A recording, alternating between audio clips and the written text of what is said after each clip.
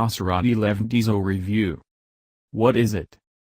A notoriously long time in the making, the Levante arrives in the UK with the usual sporting SUV fanfare. Like the Jaguar F-Pace and the Bentley Bentayga before it, this is the car touted to grow Maserati sales from low-volume mediocrity to something Fiat can actually boast about. It's a familiar challenge, and one made all the more difficult not only by the quality of the opposition, but also by its sheer quantity too. Going by its exterior dimensions, the Levante is a rival for the Porsche Cayenne, but the asking price for the solitary diesel model, £54,335, puts everything from an Audi SQ5 to a 3.0D F-Pace among its competitors. The cost with options of our test car, £70,174, easily done if you indulge in the many options for personalization, gets you a Range Rover Sport in decent spec.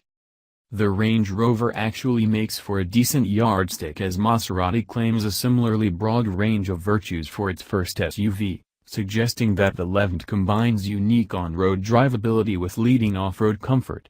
To make good on these claims, the car combines a rear bias AWD system with self-leveling air springs on a front double wishbone, rear multi-link suspension. In Europe, the Levante can be had with a choice of twin-turbo V6 petrol motors. In the UK though, we get only the 271 bhp VM Motori 3.0-litre V6 diesel and 8-speed ZF transmission from the Ghibli, which the Levante is closely related to. What's it like? The sibling bond with the Ghibli is easily recognizable inside, where the Levante's architecture replicates much of the saloon's layout.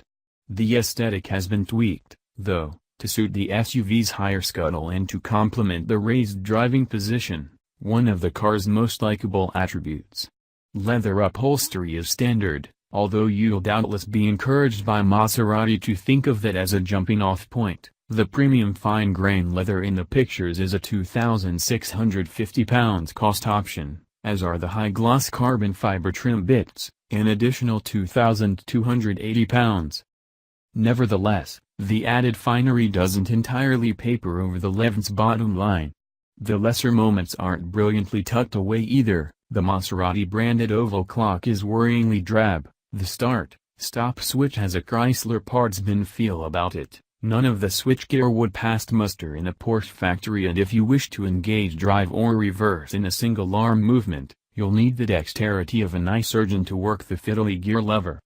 Even with forward motion finally engaged, there's another problem: the Levante isn't terribly fast.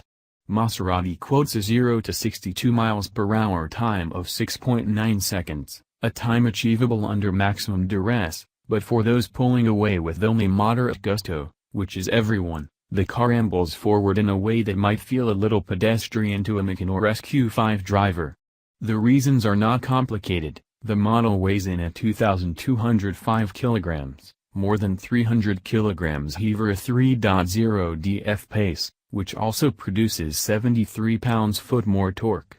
Several years ago, we called the equivalent Ghibli's performance adequate. Toiling under the SUV spread though has done the unexceptional V6 no favors, and it now seems less worthy of a Maserati Trident than ever. Ironically, the Levante's stodginess does not always feel ill-suited to its somewhat inconsistent chassis. At its best on smooth roads, the car's fundamental dynamic identity is sensibly plagiarized from the premium SUV playbook, it being a typically thick-set, thickly steered and seriously large presence to command from the reclined crow's nest.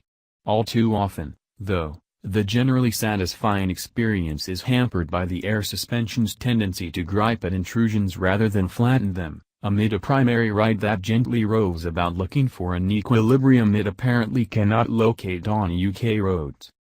Compared with a Range Rover Sport, the Levante gives a mildly unpolished driving experience, and when the pace increases, it's a car unable to make quite the same virtue of its size and weight. Driving the Levante briskly is, at best, uneventful. There is certainly sufficient grip and front-to-back balance to nonchalantly deliver the V6's potential onto the road, but the diesel-powered Maserati rarely feels overtly rear-driven or encouraging in the way an F-Pace or a Macan would, and inconsistent steering makes it hard to place on the road with much confidence.